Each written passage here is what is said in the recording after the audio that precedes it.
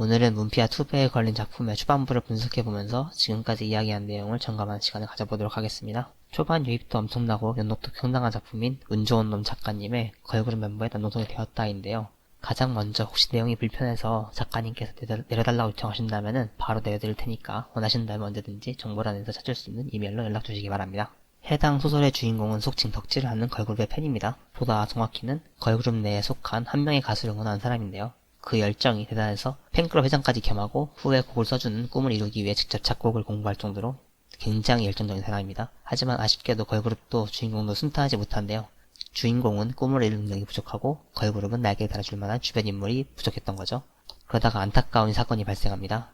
해당 걸그룹의 인물이 극단적인 선택으로 목숨을 끊게 되는 것인데요. 이 일을 계기로 주인공은 지금까지 자신이 해온 일에 대한 좌절감과 절망감 그리고 회의감을 느끼게 되고 장례식 이후 차라리 따라주는 게 어떨까라는 생각까지 하다가 회귀와 빙의가 발생하게 되는 겁니다. 여기까지 읽는다면 미래지향적인 기대를 위한 장치들이 여러 개 쌓인 걸 볼 수가 있는데요. 첫째로 주인공의 동력과 그 행동력이겠죠. 팬클럽 회장에 작곡까지 해주겠다면 직접 음대까지 들어가고 솔선수범해서 다른 팬클럽 멤버들까지 챙겨보려고 합니다. 여러 부분에서 노력하지만 아쉽게도 현 삶에선 이루어지지 않죠. 둘째는 걸그룹 인물에 대한 기대감인데요. 주인공이 계속해서 언급하는 게 제대로 된 도움만 있다면 분명 뜰 수 있을 거라는 기대감을 독자들에게 끊임없이 심어줍니다. 이 장치는 후에 주인공이 혹시 조력자가 된다면 이 인물이 어떻게 될까라는 호기심을 자극하죠. 이어서 현 삶을 완벽하게 무너뜨리면서 지금의 상황이 밑바닥임을 암시하죠. 더 이상 내려갈 곳이 없으니까 새롭게 기회가 주어진다면 지금과는 크게 달라질 것을 독자들에게 보여주고 마침내 회귀와 빙의로 그 기대로 이야기를 시작하는 거죠.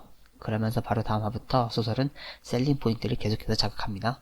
첫째가 회귀와 빙의를 통한 기대감이죠. 이전에 뭔가 다르게 새롭게 빙의한 몸은 제법 재능이 있다는 점을 비록 주인공은 자각하지 못하는 상태지만 독자들에게 지속적으로 주입하고 있고 그러한 능력을 통해 이전과 다르게 현재의 주인공의 능력과 재능을 주변 사람들을 통해 지속적으로 노출시키면서 독자들을 유혹합니다. 간단하게는 특출난 외모에 대한 칭찬부터 다른 아이들과 다르게 의젓하고 또 은근한 재능도 있다는 점을 계속해서 노출시키면서 독자들이 흥미를 끌 수 있게 끊임없이 몰입시키는 거죠. 이 부분은 회귀와 빙의를 했으니까 그에 관한 설정으로 이야기를 확실히 풀어주는 요소들 중 하나입니다. 그러면서 작가님께서는 필요하다면 1인칭과 3인칭을 비교적 자유롭게 오가면서 서술하고 계시는데요. 가끔 지망생분들께서는 어떤 시점으로 글을 써야 하느냐로 이야기를 나누는 게 많은데 그런 논란이 하등 생산성 없다는 게 바로 이런 부분에서 드러나는 거죠.